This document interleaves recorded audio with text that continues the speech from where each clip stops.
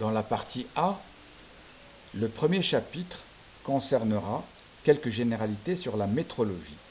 La métrologie, comme son nom l'indique, est la science des mesures. L'étudiant de biologie doit connaître les échelles et les unités de mesure d'organismes biologiques, exemple la taille d'un globule rouge, son volume, ou la taille d'une mitochondrie, d'un virus, d'une bactérie, la taille d'une biomolécule ou d'une hétéromolécule, etc. Ceci est important pour utiliser l'outil biologique idéal, adéquat, pour faire des mesures précises. Donc ces notions de grandeur physique sont à connaître absolument. Vous savez que le corps humain comporte plusieurs niveaux de complexité. Alors du plus petit au plus grand, vous avez le niveau chimique atomique. Les atomes se combinent pour former des molécules, comme l'eau, les protéines, ou ici, comme un acide gras. Ils s'associent elles-mêmes, ces molécules et ces protéines, pour former des organites composant des cellules. Le niveau cellulaire, les cellules sont les plus petites entités de tout organisme vivant. Elles sont l'unité de base, structurale et fonctionnelle des organismes vivants. Et elles sont de forme et de dimensions variées. Chaque type de cellule a une activité spécifique qui reflète la diversité des fonctions de notre organisme. Au niveau tissulaire, le tissu est un groupe de cellules qui sont semblables et qui remplissent une même fonction. C'est la définition d'un tissu. Il y a 4 types de tissus, jouant chacun un rôle particulier et distinct. Vous avez le tissu épithélial, musculaire, conjonctif et le tissu nerveux. Au niveau organique, chaque organe comprend au moins 2 tissus et exerce une fonction précise qu'un autre organe ne pourrait accomplir. C'est à ce niveau que les processus physiologiques très complexes sont alors possibles. Les niveaux systémiques, un système est un groupe d'organes qui accomplissent chacun ou ensemble une fonction commune. Il y a 11 systèmes, le système tégumentaire, le système osseux, le système musculaire, le système nerveux, endocrinien, cardiovasculaire, lymphatique, respiratoire, urinaire, digestif et génital. Ces 11 systèmes travaillent en synergie, c'est-à-dire en concertation. Ils constituent un organisme, l'être humain.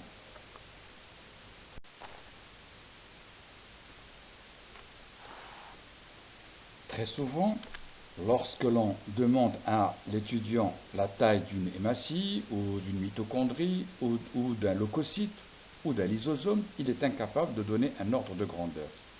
Il faut savoir que pour un biophysicien, la notion d'échelle est extrêmement importante. Elle lui permet d'utiliser l'outil physique idéal pour l'observer et l'étudier. Très souvent, les étudiants pensent qu'un virus est de la même taille qu'une bactérie. Or, il est 10 à 1000 fois plus petit.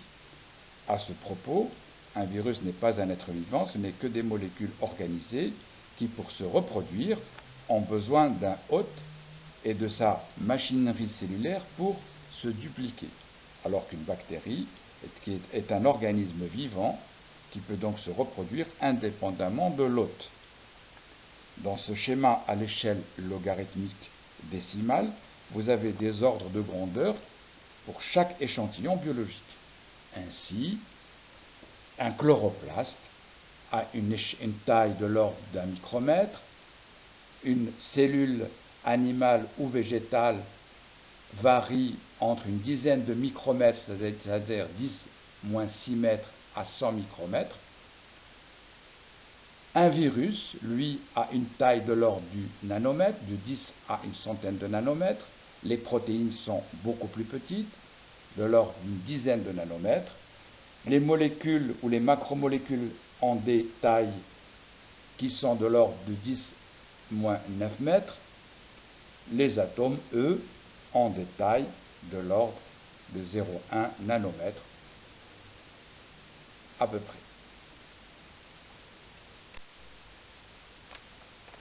Ainsi, pour voir des organismes à l'échelle du mètre, l'œil humain suffit pour bien distinguer cet organisme. Mais pour des échelles plus petites, il faudrait passer à des instruments biophysiques comme le microscope optique ou le microscope électronique qui permettent de voir des structures, des organismes vivants de l'ordre du micromètre ou du nanomètre. Pour des échelles encore plus petites, comme les structures atomiques ou moléculaires, l'observation directe est quasi impossible. Pour cela, la biophysique nous offre des outils particuliers qui nous permettent de voir la signature de la molécule parmi d'autres, c'est ce qu'on en appelle le profil spectral biomoléculaire. Plus on veut voir et observer des organismes de petite échelle, plus l'instrument doit être grand et donc coûteux.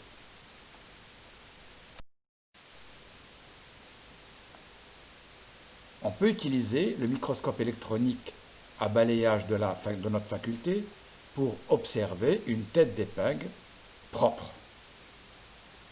On observe à une plus grande échelle la tête d'épingle avec des rainures que l'on ne pouvait pas observer à l'œil nu. À une échelle encore plus grande, on peut observer des micro-organismes qui tapissent cette tête d'épingle. Encore en zoomant à 6000, à un grossissement de 6000, on peut observer que ces structures-là sont des bactéries.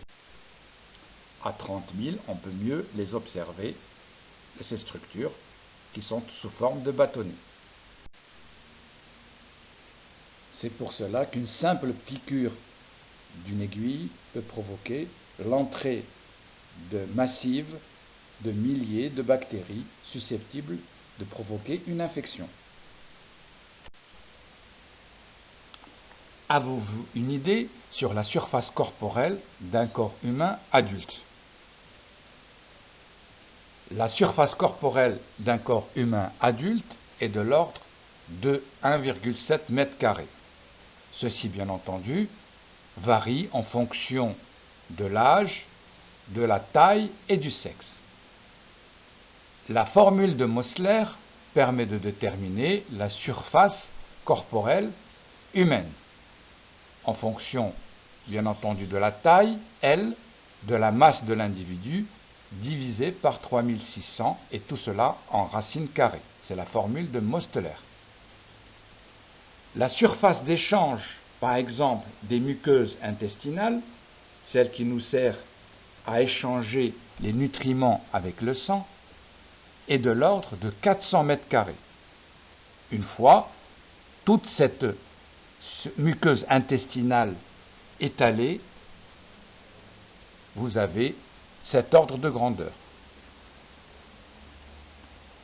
Également, quelle est la longueur des vaisseaux sanguins mis bout à bout? Nous avons 100 000 km à peu près de longueur des vaisseaux sanguins. La longueur des nerfs, elle, est de 120 000 km. Quelle est la surface d'échange pulmonaire? C'est-à-dire la surface d'échange qui nous sert à échanger les gaz pulmonaires avec l'air atmosphérique. Elle est de l'ordre de 85 m². Nous verrons cela dans le cadre des grandes fonctions et de la ventilation pulmonaire. Quel est le nombre moyen de cellules qui composent un organisme humain à l'âge adulte? Les calculs réalisés en tenant compte de la diversité des cellules estiment que le nombre total de cellules dans le corps humain, c'est-à-dire les cellules fabriquées par la machinerie génétique de l'homme, celui d'un homme de 70 kg et mesurant 1,70 m, s'élève à 3,10 puissance 13, c'est-à-dire 30 000 milliards de cellules humaines. Combien de microbes ou de micro-organismes nous hébergeons. Le terme microbe n'est plus utilisé actuellement. C'est ce qu'on appelle le microbiote, c'est-à-dire les cellules qui vivent en parasite sur notre corps. Ce microbiote humain, qui correspond à l'ensemble des micro-organismes qui ont colonisé notre corps et avec lesquels nous cohabitons, des bactéries pour la plupart, mais également on trouve des virus, des champignons, des levures et des protozoaires. Sa composition et son nombre diffèrent selon les surfaces de notre organisme qui sont colonisées. On distingue le microbiote cutané, le microbiote vaginal, le microbiote urinaire, le microbiote respiratoire, ORL, et le microbiote intestinal, que l'on appelait autrefois la flore intestinale. Au total, ce nombre de cellules parasites s'élève à 40 000 milliards, soit 10 fois plus que le nombre de cellules qui nous composent. C'est ce qui fait dire à des bactériologistes que l'homme est une immense boîte de pétri. Ce microbiote est extrêmement utile à notre organisme.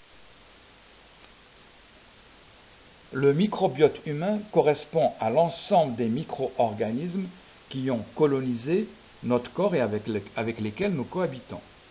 Pour l'essentiel des bactéries, mais également des virus, des champignons, des levures et des protozoaires. Sa composition et son nombre diffèrent selon les surfaces colonisées. On distingue le microbiote cutané, le microbiote vaginal, le microbiote urinaire, le microbiote respiratoire, le microbiote ORL, mais le plus important est le microbiote intestinal, comme vous pouvez le voir sur cette diapositive. On l'appelait autrefois la flore intestinale.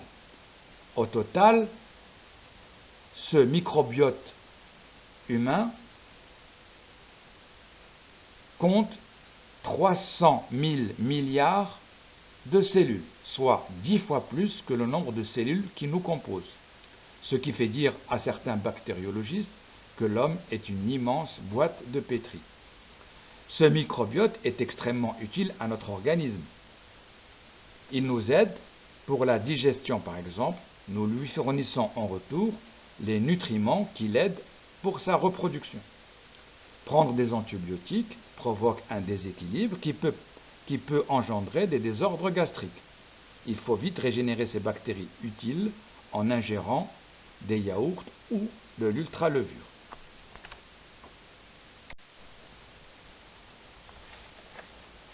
Qu'en est-il du microbiome, c'est-à-dire l'ensemble des gènes portés par notre microbiote? Le génome total des bactéries et autres micro-organismes qui vivent dans notre organisme et sur notre peau est 150 fois plus important que notre propre génome.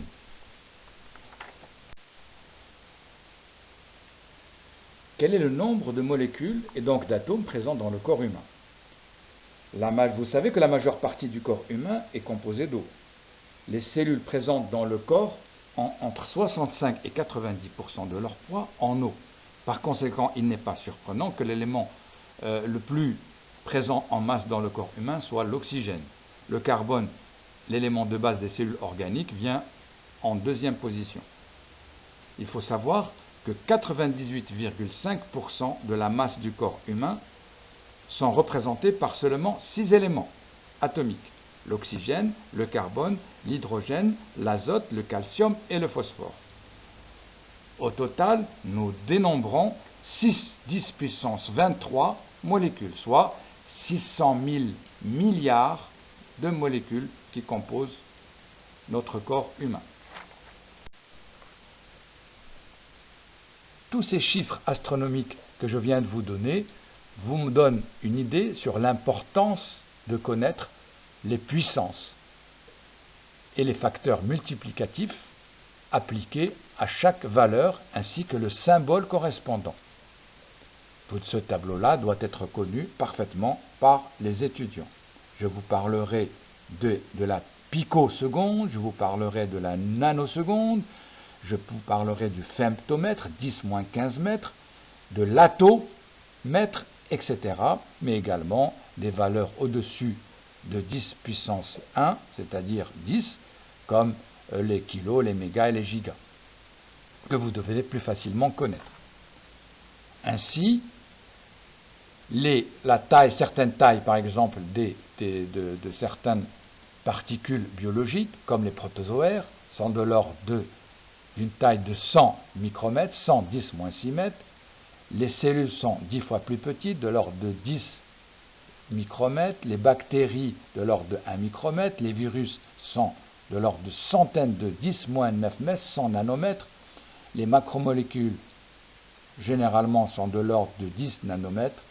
Les molécules de l'ordre du nanomètre et les atomes de l'ordre d'une centaine de picomètres, centaines, 10-12 mètres. Dans le système international doit être également maîtrisé le mètre, le kilogramme, le temps en secondes, les intensités en ampères, la température en degrés Kelvin, la mole ou bien l'intensité qui est le candela, l'intensité lumineuse qui est le candela. Tout ceci, vous devez le connaître par cœur.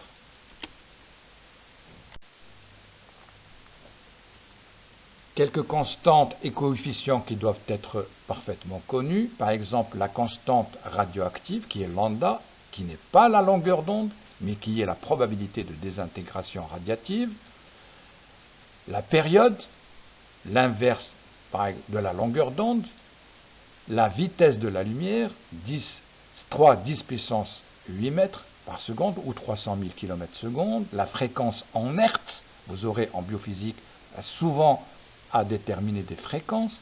L'unité, il faut savoir que l'unité c'est le hertz, qui est une vibration ou une onde par seconde. La constante de Planck, que vous devez également connaître, 6,6 10 puissance moins 34 joules par seconde. Le nombre d'Avogadro, nous en aurons besoin, qui est de l'ordre qui est égal à n6,023 10 puissance 23, qui est un nombre d'Avogadro. La masse au repos de l'électron est infiniment plus petite que la masse du proton, qui est égale à la masse du neutron. La masse de l'électron, en unité atomique, est égale à 0,00550 UMA ou 5,5 10-4 UMA, unité de masse atomique. Elle est définie, l'unité de masse atomique est définie comme étant le 12e de la masse d'un atome de carbone.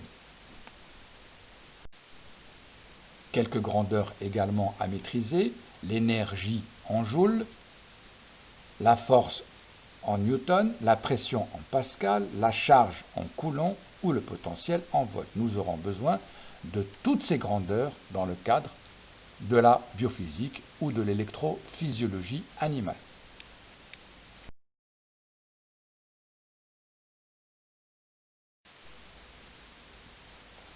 Afin de connaître les dimensions de chaque grandeur, vous devez savoir que l'on les sépare, ces grandeurs, en phénomènes mécaniques et phénomènes thermiques ou électriques. Les phénomènes mécaniques ont des dimensions de base, qui sont la longueur, le temps et la masse, en majuscule. Ces dimensions de base permettent de décrire tous les mouvements des corps et leurs forces d'interaction. Par exemple, la vitesse d'une particule, qui est en mouvement dans un espace, est écrite entre crochets, vitesse égale la longueur divisée par le temps, ou bien LT-1, en majuscule. La force a les dimensions de MLT-2. L'énergie a pour dimension ML au carré T-2. Les phénomènes thermiques et électriques se définissent également de la manière suivante. L'unité est le degré Kelvin, et puis le degré Kelvin, je vous signale qu'on ne marque pas le petit 0 au-dessus, seul le degré Celsius où on peut le mettre, le degré Kelvin, on ne met pas le petit 0 au-dessus, la quantité de matière qui est la mole, et en électromagnétisme, on aura besoin de connaître l'ampère, dans l'unité est A, qui sert à mesurer le courant électrique. Dans ce tableau-là, que vous devez connaître, et vous serez interrogé dessus, vous avez les différentes grandeurs, leurs symboles, leurs unités et leurs dimensions que l'on peut facilement retrouver.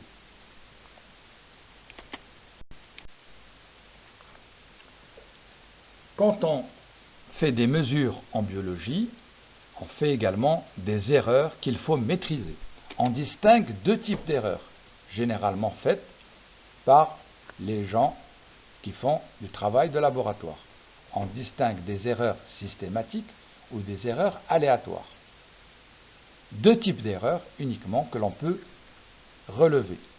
Qu'est-ce qu'une erreur systématique? Une erreur est dite systématique lorsqu'elle contribue à toujours surévaluer ou sous-évaluer une valeur mesurée. On donne toujours une valeur soit toujours haute, soit toujours basse, mais jamais la valeur vraie. Je vous donnerai un exemple. Une valeur aléatoire, aléatoire ça veut dire au hasard, est une erreur, est dite aléatoire lorsque d'une mesure à l'autre, on peut avoir soit une mesure qui est surévaluée, plus que la valeur vraie, soit une mesure qui est sous-évaluée par rapport à une valeur réelle. Je vous donnerai également un exemple. L'exemple concernant l'erreur systématique, c'est par exemple une balance. Lorsque la balance est mal tarée, et n'est pas bonne, lorsque le plateau n'est pas chargé, c'est-à-dire qu'il n'y a aucune valeur à mesurer, toutes les valeurs vont venir soit être toujours soit supérieures ou soit inférieures à la valeur vraie. Donc il faut étalonner une balance régulièrement. Une valeur est dite aléatoire, par exemple, quand on peut mesurer avec un chronomètre. Quand on fait une mesure avec un chronomètre, on peut cliquer ou appuyer sur le déclencheur du chronomètre, soit un petit peu avant, soit un petit peu après, ça dépend du manipulateur, mais elle ne peut pas être la vraie valeur. Donc ça, c'est une valeur aléatoire, elle dépend du manipulateur. En général, en biologie, il faut éviter ce genre d'erreur et pour cela, on doit assujettir, c'est-à-dire lier la mesure que l'on veut faire à un ordinateur qui nous donne réellement la mesure vraie. Donc c'est des mesures qui sont parfois plus hautes que la valeur vraie ou plus basses. Dans ce schéma-là, qui représente la valeur vraie avec une flèche en haut, on peut dire qu'une mesure est précise et juste quand les valeurs mesurées tournent autour de la valeur vraie. Cette mesure est précise. Pourquoi elle est précise? Parce que la courbe est fine et répartie de part et d'autre de la flèche qui mesure la valeur vraie. Donc on peut avoir des valeurs fausses, mais pas trop éloignées. Par exemple, une mesure dite peu précise et juste, mais juste, c'est-à-dire que juste, pourquoi juste? Parce que elle oscille, les valeurs mesurées oscillent autour de la flèche centrale, c'est-à-dire de la valeur vraie. On peut avoir des mesures fausses mais très éloignées, que ce soit en surévaluation ou en sous-évaluation. Une erreur systématique, c'est une erreur dans laquelle vous avez une variation entre la valeur vraie et les valeurs mesurées, soit en surévaluant, soit en sous-évaluant. Mais pourtant, c'est une mesure qui est précise parce que la courbe est fine, mais elle est toujours sous-évaluée. C'est le cas de la balance qui est mal tarée et qui donne toujours une valeur inférieure ou une valeur supérieure, mais juste. Et aussi, on peut avoir des mesures qui sont à la fois peu précises et fausses, c'est-à-dire dont la courbe, la gaussienne que vous voyez, est décalée par rapport à la valeur vraie, soit en surévaluation, soit en sous-évaluation. C'est les 4 erreurs possibles que l'on peut faire en biologie.